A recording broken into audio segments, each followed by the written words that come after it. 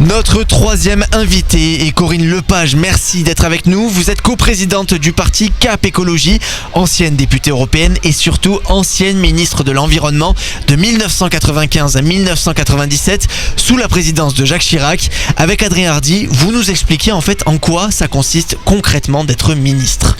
Comment on devient ministre, Corinne Lepage ? Écoutez, mon exemple est pas, je dirais, un très bon exemple, parce que j'ai pas du tout suivi un cursus classique qui consiste à faire de la politique, à être marqué, être député, puis ministre. Moi, j'étais dans la société civile et j'ai eu la chance d'arriver à un moment où Jacques Chirac et Alain Juppé cherchaient des femmes pour entrer au gouvernement et des femmes de la société civile. Et c'est à ce titre que j'ai été remarquée et que, après un long entretien avec Alain Juppé, il m'a proposé d'entrer dans son gouvernement. Et comment on se sent quand on reçoit la proposition de devenir ministre, justement ? Bon, écoutez, c'est tellement, enfin, pour moi, c'était tellement surprenant que j'ai été vraiment stupéfaite un peu. Et puis, j'ai très vite accepté le principe. Alain Juppé me disant, on vous rappellera dans la semaine pour vous dire si c'est oui ou si c'est non. Et il m'a rappelé le lendemain. Finalement, c'est comme un entretien d'embauche, mais quel est le rôle véritablement d'un ministre ? C'est un peu ça. Quel est le rôle d'un ministre véritablement ? Bah, écoutez, tout dépend du portefeuille ministériel, mais globalement, il y a, disons, deux grosses fonctions. La première, c'est celle d'administrer une administration. La mienne, c'était celle de l'environnement. Quand vous êtes ministre des Finances, vous administrez tout Bercy. Et c'est de prendre des décisions pour vos concitoyens. Ce qui veut dire le plus souvent discuter avec les autres ministères, parce que les compétences d'un ministre tout seul dans son coin sont quand même relativement limitées. Beaucoup de décisions se prennent à Matignon après un arbitrage entre plusieurs ministres qui ont des vues différentes sur un même sujet. On imagine que vous n'êtes pas toute seule au ministère de l'Environnement. De qui vous êtes entourée pour justement faire vos missions ? Entourée de ce qu'on appelle un cabinet, c'est-à-dire une petite équipe dirigée par un directeur de cabinet qui a pour charge de faire marcher tout le cabinet, d'un chef de cabinet qui a comme fonction d'organiser l'agenda et les rendez-vous du ministre, et ensuite vous avez des conseillers en fonction des différents domaines de compétences de votre ministère. Et quelle était votre mission en tant que ministre de l'Environnement à l'époque ? Ça remonte déjà à 25 ans. Donc le ministère de l'Environnement était à l'époque un petit ministère avec une petite administration, mais j'avais disons toutes les compétences de l'environnement, y compris la santé environnementale, puisque j'ai été le premier ministre à être doté de cette compétence à ma demande, évidemment. Et vous trouvez qu'aujourd'hui, il est bien géré, justement, l'environnement ?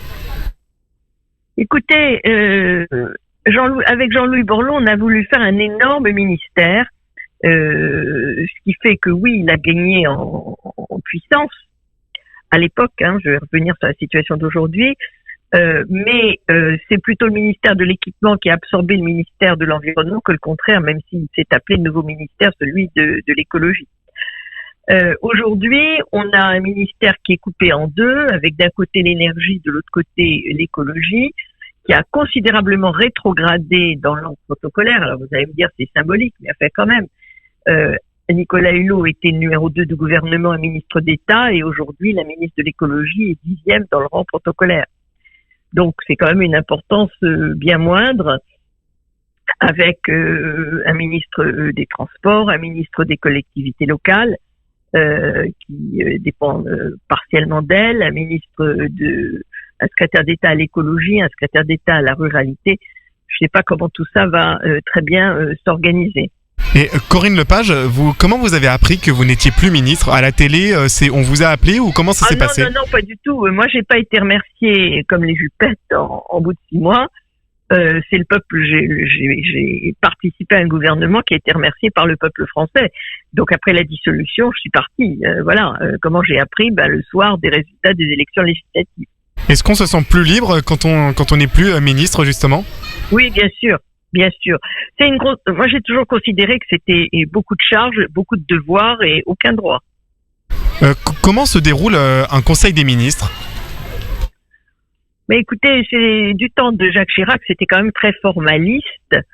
C'est-à-dire qu'on ne prenait la parole que lorsque on s'était préalablement inscrit, sauf bien sûr le Premier ministre et le Président de la République qui prennent la parole quand ils ont envie. Un conseil des ministres, il y a une première partie qui est consacrée au projet de loi, une deuxième partie qui est consacrée au ministre des Affaires étrangères qui fait un point. Ensuite, vous avez les nominations qui passent au conseil des ministres. Tout ça n'est absolument pas discuté, hein. Et un dernier point qui est les actions à venir. Donc, un ministre fait une communication sur telle ou telle thématique pour laquelle il souhaiterait voir une évolution. On imagine que vous avez dû faire de nombreuses allocutions pendant votre mandat. Comment on en prépare une d'allocution? Comment ça se passe? Bon, écoutez, c'est un travail partagé entre l'équipe du ministre et le ministre lui-même. Moi, je dirais que je suis pas très à l'aise avec des discours que je lis. Je suis beaucoup plus à l'aise quand je m'adresse aux gens. Peut-être parce que je suis avocate et que j'ai l'habitude de plaider, donc de parler et de lire ce que l'on m'a écrit. Alors, il y a des discours qui sont des discours très importants, pour lesquels il faut être extrêmement précis et attentif sur les mots de vocabulaire qui sont utilisés. Donc, ceux-là sont travaillés en cabinet. Mais pour beaucoup d'autres, je dirais que j'avais une feuille simple avec les points essentiels que je voulais traiter et le discours n'était pas écrit. On sait que les députés proposent des lois, par exemple à l'Assemblée nationale. Comment vous, en tant que ministre, vous pouvez agir au sein du gouvernement? Moi, j'ai porté une loi, qui est la loi sur l'air, qui porte mon nom, parce que l'essentiel quand même des lois votées par le Parlement, c'est des lois qui sont des projets de loi, c'est-à-dire des lois proposées par le gouvernement. Les lois proposées par les parlementaires, elles sont quand même extrêmement rares et disons, très encadrées. Est-ce que vous avez des ordres du Premier ministre ou du Président de la République en tant que tel, une fois que vous êtes ministre, ou pas du tout? Oui, bien sûr, vous pouvez en avoir, naturellement.